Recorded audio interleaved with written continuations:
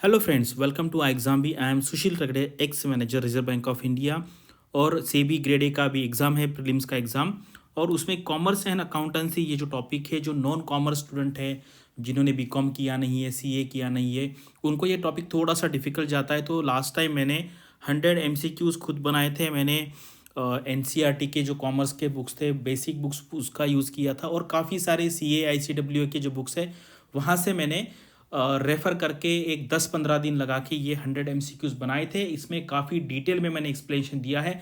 अगर जो non commerce student है, अगर वो ये 100 MCQs देख लेते तो एटलीस्ट उनका प्रीलिम तो डेफिनेटली निकल जाएगा। चलिए देखते हैं। इसमें मैं सिर्फ आपको कुछ क्वेश्चन, सैम्पल क्वेश्चन दिखाऊंगा। और पूरी पीडीएफ जो है मैंने उसका जो लिंक है डिस्क्रिप्शन में दिया हुआ है, आप वहाँ से ये डाउनलोड कर सकते हैं। वो आप 100 MCQs पढ़ लीजिए। अभी ये एग्ज़ाम के लिए आपके पास 2 दिन है और उसका अच्छा रिवीजन कर लीजिए। इसमें से मैक्सिमम क्वेश्चन आने के चांसेस मुझे लगते हैं। तो ये है आपका कॉमर्स एंड अकाउंटेंसी का टॉपिक मैंने कवर किया है।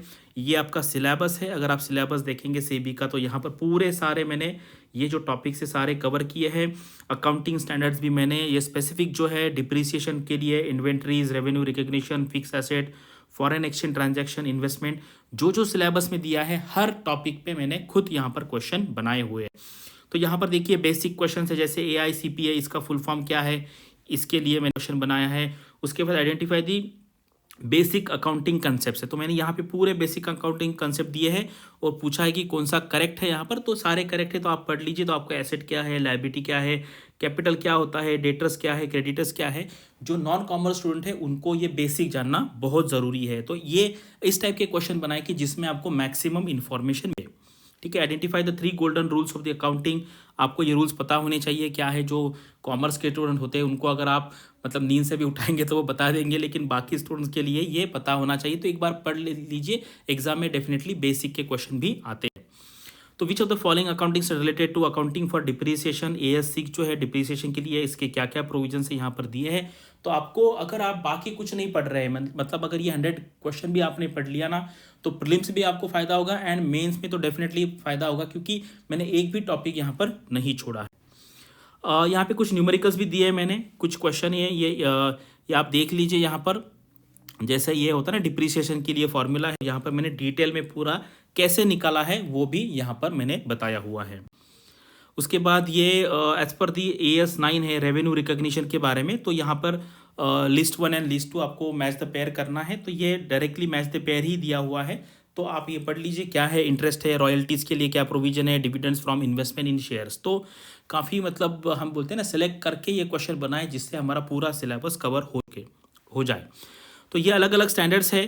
तो identify the correct matches of new Indian accounting standard, इसको इंड AS बोलते हैं, वो भी मैंने यहाँ पर लिया है। यहाँ पे नोट दिया है कि SEBI syllabus mentions old accounting standard but we should have information about the new standard also. We have provided maximum content as per the MCQ strictly as per the syllabus provided in the notification. तो आप ये देख लीजिए कौन कौन से standard है, उसका नंबर क्या है, क्योंकि क्या है वो थोड़ा सा पुराना है, लेटेस्ट क्या चल रहा है वो भी हमें पता होना चाहिए। तो अभी आपको अगर प्रीवियस ईयर के क्वेश्चन पेपर देखना है तो आप यहाँ पर जाइए एग्जाम बी के साइड पे।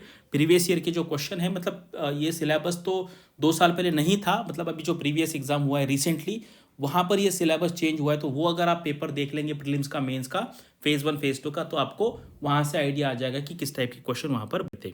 ठीक है। तो यहाँ पर मैंने लिंक दिया हुआ है, पूरे 100 क्वेश्चन देख लीजिए, प्रिंट आउट निकाल लीजिए, अच्छे से नोट्स बनाइए। मतलब मैं कहता हूँ आज भी पढ़ने में 1 घंटा, नोट्स बनाने में 1 घंटा, 2 घंटे ये वर्थ है इसमें डालने के लिए, क्योंकि ये टॉपिक डिफिकल्ट है। अगर आप खुद बनाने का ट्राई करेंगे तो बहुत टाइम लगेगा, लेकिन सिर्फ 2 घंटे के इन्वेस्टमेंट पे आपको इसका काफ़ी ज़्यादा फायदा होगा।